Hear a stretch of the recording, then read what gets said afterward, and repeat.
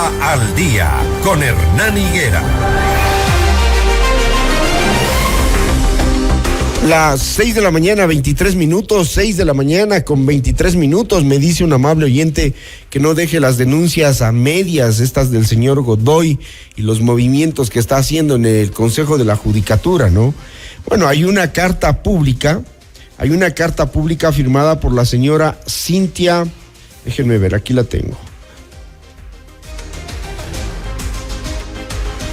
Cintia Carrasco, ella es funcionaria pública en el Consejo de la Judicatura y le pide al país, en una carta a la ciudadanía, organizaciones sociales y servidores judiciales, después de cumplir 38 semanas de embarazo, dice que ella ha recibido varios pedidos de salida de la función judicial, que las lógicas violentas, sobre todo contra las mujeres insertadas en el país de parte de quien sostiene en el poder la actual autoridad del Consejo de la Judicatura, se replican también en toda la institución y se han ensañado agresivamente contra las mujeres y sobre todo contra quienes están en periodo de gestación, cuidando y están en otras mujeres en lactancia.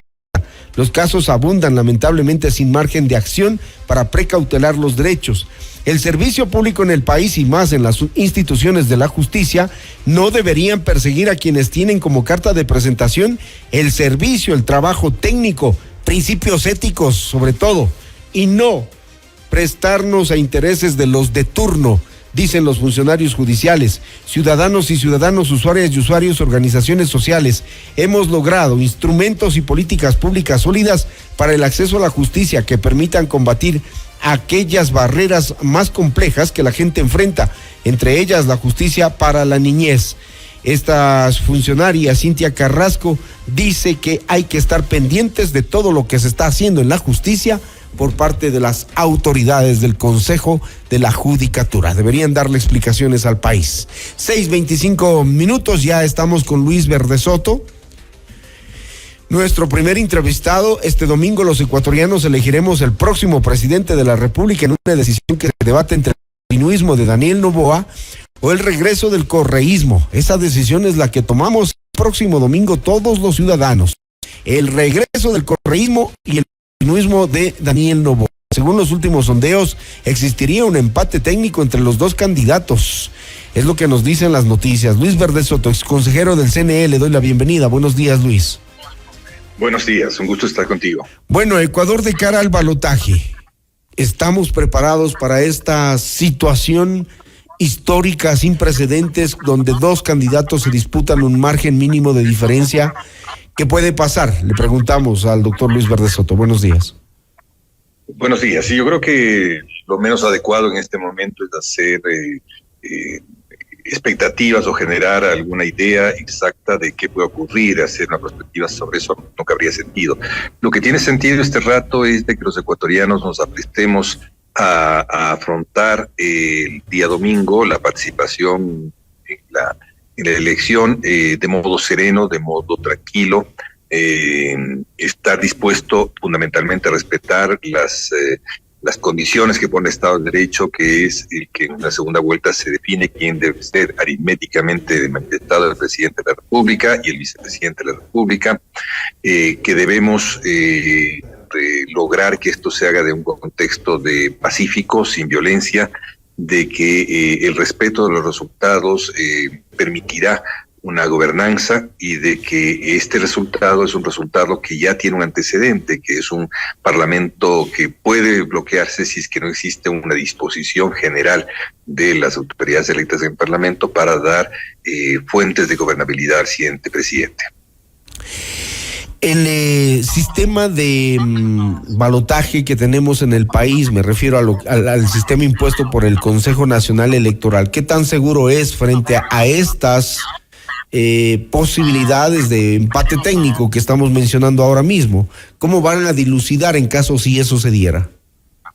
A ver, el balotaje no es impuesto por el Consejo Nacional Electoral, es un acuerdo nacional político que está plasmado en la Constitución de la República, en el que de lo que se trata como ánimo del balotaje, como ánimo de la segunda vuelta en la disposición constitucional, y por cierto, acompañado a la democracia ecuatoriana, es de que los ecuatorianos podamos tener un tiempo y una definición inicial de todos los ecuatorianos participando directamente en las urnas acerca de quienes no han alcanzado una mayoría decisiva en el país y que deban alcanzarla, y que esta mayoría decisiva debe hacerse a través de coaliciones y a través de acuerdos y a través de esfuerzos programáticos. Ciertamente, lo que no estaba previsto claramente en esto, porque la ley no puede preverlo todo, es de que hubiese un proceso de muerte cruzada o de cesación del cargo, tanto presidencial como de los asambleístas, y que esto adelantara un proceso de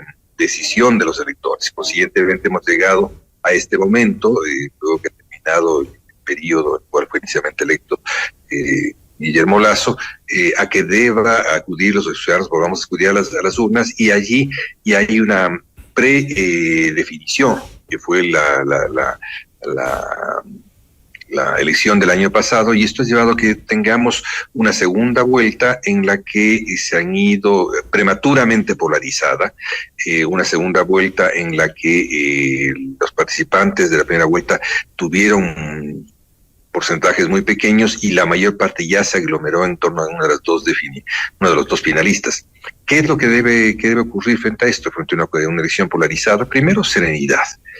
La serenidad implica de que vamos a respetar un resultado y que ese resultado tiene que, cuando me refiero a plural, somos todos los ecuatorianos, y que ese resultado tiene que llevar a una fórmula de cooperación para que Ecuador pueda salir de esta, primero, crisis económica, o estancamiento económico que Ecuador lleva ya un periodo muy largo, ya más de 10 años de modo de estancamiento económico, que pueda insertarse internacionalmente en las nuevas condiciones que son terriblemente duras, no necesariamente son condiciones que favorecen a los países en proceso de desarrollo, que debe resolver una serie de reformas internas en la conformación del Estado que se ha aprobado a lo largo de estos últimos 17 años de falencias muy grandes respecto al funcionamiento constitucional, que debe el Ecuador reformar las prácticas de determinadas instituciones que a todas luces no han sido prácticas transparentes y en absoluto íntegras, y que debemos conciliar todo esto con derechos históricamente reconocidos a los trabajadores y a los empresarios ecuatorianos, a todos los ecuatorianos, encontrando las mejores formas de garantizarlo. Yo creo que en este momento tenemos que dar ese paso. La campaña ha sido una campaña llena de superficialidades, falta de contenido, ausente de política, ausente de la forma de hacer acuerdos, y ahora necesitamos reflexionar con fortaleza exactamente cómo el país debe salir de esta coyuntura interna y externa en la cual se encuentra comprometido. Ausencia de propuestas, dice usted, y sobre todo de financiamientos, ¿no? Porque sí nos han ofrecido de todo, pero la pregunta es de dónde van a sacar los recursos cuando tenemos un país en crisis, y cómo lo van a hacer, es la pregunta que nos hacemos todos en estos días o en estas horas previas a ir a las urnas. Evidentemente, la propuesta, para que sea seria, tiene que estar acompañada de la capacidad de generar recursos, ¿no es cierto? No solamente generar recursos, sino generar acuerdos políticos para lograr recursos. Los recursos no salen del aire. Los recursos salen de una creación de un proceso productivo, nacen de una creación de riqueza, nacen de la distribución de esa riqueza, nacen de la apropiación de excedente estatal sólidamente construido, me refiero tanto a los bienes de hidrocarburos como a los bienes de los impuestos, y salen de esos acuerdos. No existen otra forma de las creaciones artificiales de recursos pueden llevar solamente al país al descalabro. En este momento en el mundo no se puede jugar con la participación en de diversas formas en el mundo internacional. En este mundo en el cual nosotros tenemos un esquema de dolarización que es una decisión que los ecuatorianos tomamos, que ceder nuestra moneda nacional y referirnos a la política monetaria de otra nación y la moneda más fuerte del mundo. Si queremos tener en estabilidad a nuestra economía y si queremos tener con perspectivas de corto y mediano y largo plazo al Ecuador, tenemos que buscar entender con claridad estos límites, entender con claridad por dónde camina la economía internacional y sobre todo la economía monetaria de los Estados Unidos para poder estabilizar la solución de nuestros problemas en el corto y mediano plazo. Termino con esto, doctor Luis Verde Soto. Tanto la candidata Luisa González como el candidato presidente Daniel Noboa han mencionado en estos últimos días de campaña que hay que estar atentos al fraude. Usted que fue un ex consejero del CNE, usted que fue consejero en el CNE, ¿qué tan posible es hacer un fraude en el país? ¿Qué tan fácil es hacer un fraude en el país? A ver, yo creo que aquí hay varias cosas a considerar. Hay una cantidad de hechos que no necesariamente apoyaron al equilibrio de las campañas, y estos hechos tienen que ser juzgados a posterior del acto mismo del escrutinio. En torno al acto de escrutinio, la única y la más importante forma de evitar cualquier distorsión, irregularidad o acto deliberado de hacer dolo sobre el resultado electoral, que puede ser hecho por cualquiera de los candidatos, por cualquiera de los miembros del Consejo Electoral, por cualquier agente externo que quiera atacar el sistema informático. Recordemos que no hay una sola fuente de fraude o de intento de dolo y de irregularidad, y tenemos los ecuatorianos todos que cuidar los actores que intervienen en este proceso. Reitero, candidatos, miembros del Consejo, presidenta del Consejo y actores externos que puedan atacar al sistema. El sistema es un sistema, hasta cuando yo lo dejé hace 4 años, un sistema protegido con vulnerabilidades, como todo sistema informático, pero protegido por una cantidad de escudos que fueron construidos en base a la cooperación internacional y a lo que se llaman espejos de los resultados que se introducen en el sistema informático. Existen 2 espejos que están en algún lugar del país y están situados informáticamente de modo tal que puedan, ¿no es cierto?, soportar cualquier intento de daño, pero reitero, primero es necesario que los candidatos tengan a sus delegados, que estos delegados puedan acceder a las actas, fotocopiarlas o las actas originales, que estas actas puedan ser transmitidas a un sistema de esos partidos, de los dos movimientos, y que ellos tengan así la capacidad tecnológica suficiente de procesarlos, de modo tal de que sepamos de que aquella acta que fue conformada